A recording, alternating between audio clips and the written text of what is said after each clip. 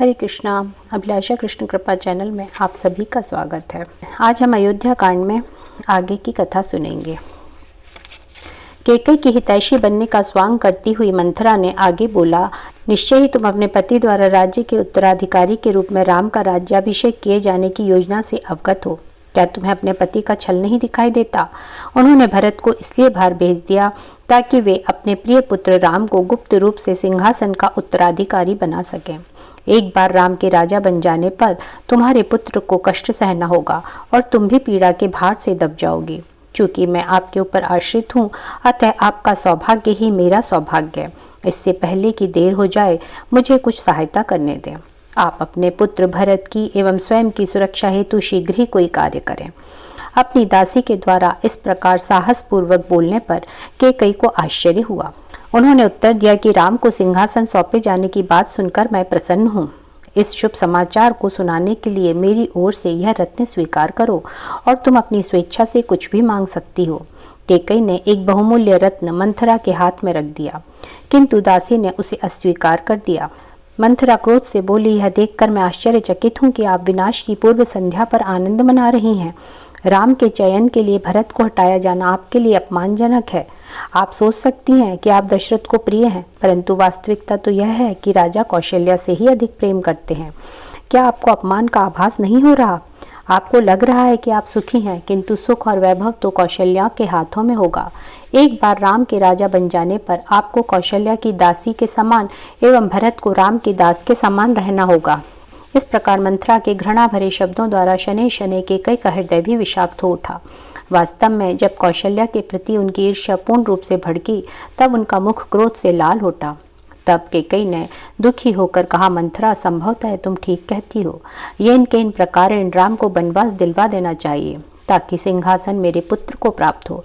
कृपया बताओ कि मैं ऐसा किस प्रकार कर सकती हूँ। मंथरा ने स्मरण करवाया कि राजा दशरथ ने किस प्रकार इंद्र की ओर से दैत्यों के विरुद्ध युद्ध किया था। उस युद्ध में राक्षसों का नेतृत्व शंबर नामक दैत्य कर रहा था। चूंकि शंबर के पास अनेक मायावी शक्तियां थीं, अतः देवतागण उसके संग युद्ध करने से भयभीत थे। एक बार जब दैत्यों ने देवताओं को छिन्न भिन्न कर दिया, तब राजा दशरथ ने उनकी राजधानी वैजयंत पर धावा बोल दिया। यद्यपि उन्होंने वीरतापूर्वक युद्ध किया, तथापि वे युद्ध भूमि में गंभीर रूप से घायल होकर अचेत हो गए। तब कैकेयी ने ही उन्हें युद्ध भूमि से लाकर उनके जीवन की रक्षा की।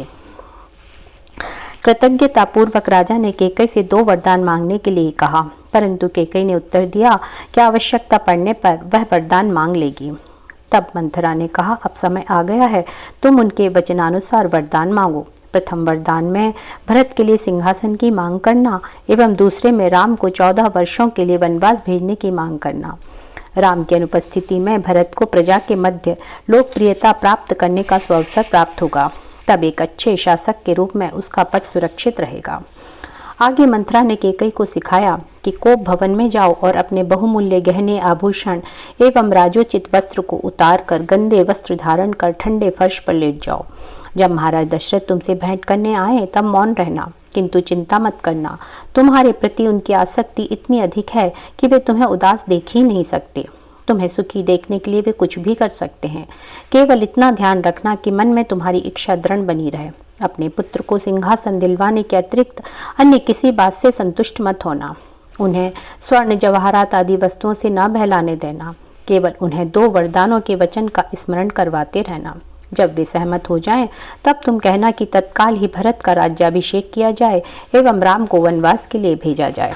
चूंकि अब तक कैकेयी का अस्थिर हृदय पूर्ण रूप से ईर्ष्या एवं लोभ के अधीन हो चुका था, वे मंथरा की युक्ति से प्रसन्न थी। उन्होंने अपनी दासी को यह सांत्वना दी कि वह उसके परामर्श का अनुकरण अक्षरशः करेंगी। वस्तुतः इसके बाद ही वे भरत को संपूर्ण विश्व का शासक बनाने के सपने देखने लगी। एक विक्षिप्त स्त्री की भांति कैकेयी मंथरा को संपूर्ण सौभाग्य का हेतु समझकर उसकी सराहना करने लगी। इस बीच राम के राज्याभिषेक के सभी आवश्यक प्रबंध पूर्ण होने के पश्चात महाराज दशरथ कैकेयी से मिलने अपने महल की ओर मुड़े।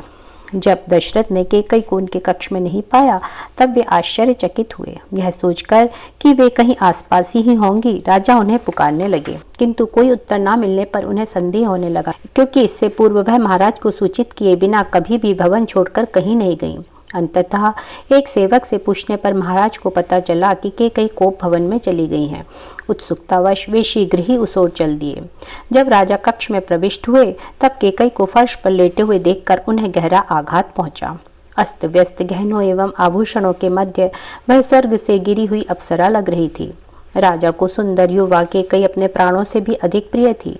उनकी ऐसी अवस्था देखकर राजा चौंक उठे एवं दुखी हुए।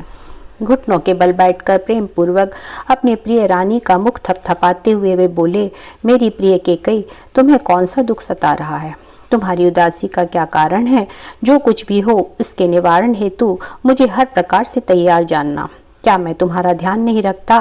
क्या अन्य रानियों से तुम्हारा कोई झगड़ा हुआ है? क्या किसी ने कुछ ऐसा किया है जिससे तुम्हें क्रोध आ गया है? मेरी प्रियतमा, जानो कि मैं तुम्हारे नियंत्रण में हूँ। तुम्हें प्रसन्न करने के किसी भी प्रयास को मैं अनदेखा नहीं कर सकता। कृपया स्पष्ट करो कि तुम्हें किस बात का दुख है। मैं तुम्हारा दुख उसी प्रकार दूर कर दूंगा जैसे उदय होता हुआ सूर्य प्रातःकालीन कोहरे को लुप्त कर देता है। कामदेव के प्रेम बाण से बेधित महाराज दशरथ भावनात्मक उद्वेगों के अधीन थे। राजा की बात सुनकर केकई को विश्वास हो गया कि अब वह अपने लक्ष्य प्राप्ति में सफल हो जाएगी। कुछ क्षण मौन रहने के पश्चात केकई ने उत्तर दिया, किसी ने मेरा अपमान या निरादर नहीं किया। मेरे प्रभु, मैं आपको बताऊंगी कि मेरे मन में क्या है, किंतु पहले आप मुझे आश्वासन दें कि आप मेरी इच्छा निसंकोच पूर्ण करेंगे। राजा ने केकई का सिर अपनी गोद में रखकर उनके बिखरे बालों को सहलाते हुए कहा, तुम जानती हो कि राम मुझे सबसे अधिक प्रिय है। मैं वचन देता हूँ कि मैं तुम्हारी आज्ञा का पालन करूँगा। तुम स्पष्टतः अपनी इच्छा व्यक्त करो, मैं उसे अवश्य पूर्ण करूँगा। यह जान लो कि मैं सदैव वही करता हूँ जो तुम चाहती हो। अब मुझे बताओ कि तुम्हें क्या दुख है। उनके द्वारा तीसरी बार आश्वासन दिए जाने पर केकई निश्चिंत हो गई तथा उसे विश्वास हो गया कि उसके पति अब उसके नियंत्रण में है। पुत्र के प्रति पक्षपात के फलस्वरूप उत्पन्न रोष से उद्वेलित केकई ने निम्नलिखित भयंकर शब्द कहे, 12 आदित्य, 11 रुद्र, 8 वसु एवं 2 अश्विनी साक्षी दें। सूर्य एवं चंद्र, रात एवं दिन तथा चारों दिशाएं भी साक्षी दें। गंधर्व, राक्षस, पितृ, भूत, पिशाच और अन्य सभी जीव अब साक्षी दें। सत्य एवं धर्म के अनुयायी मेरे प्रसिद्ध महाराज ने मेरी इच्छा पूर्ण करने का वचन दिया है। देवताओं एवं दैत्यों के मध्य हुए उस युद्ध का स्मरण कीजिए मेरे प्रिय पतिदेव, जिसमें आप घातक रूप से घायल होने के पश्चात मृत प्राय छोड़ दिए गए थे। आपको स्मरण होना चाहिए कि मेरी सेवा के द्वारा आपके जीवन की रक्षा हुई थी। इसी कारण आपने मुझे 2 वरदान देने का वचन दिया था। हे उदार राजा, आप वे दोनों वरदान मुझे आज ही प्रदान करें, अन्यथा मैं दुखित होकर अपने प्राण त्याग दूंगी। अतः मेरा निवेदन है, राज सिंहासन के उत्तराधिकारी के रूप में भरत का राज्याभिषेक किया जाए।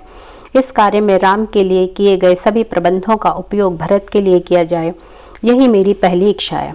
मेरी दूसरी इच्छा है कि आज ही राम को दंडकारण्य वन में 14 वर्षों के लिए निष्कासित कर दिया जाए, जहाँ वे वृक्ष एवं मृग की छाल धारण कर निवास करें। केकई का अंतिम प्रस्ताव सुनकर राजा घबराहट से स्तब्ध हो गए। दुख से आहत होकर उन्होंने सोचा, मुझे क्या हो रहा है? क्या मैं सपने में पूर्व जन्म का कोई दृश्य देख रहा हूँ? संभवतः मैं पूर्ण रूपेण विक्षिप्त हो गया हूँ। ऐसा सोचते हुए राजा दुख से व्याकुल हो उठे, अचेत होकर भूमि पर गिर गए।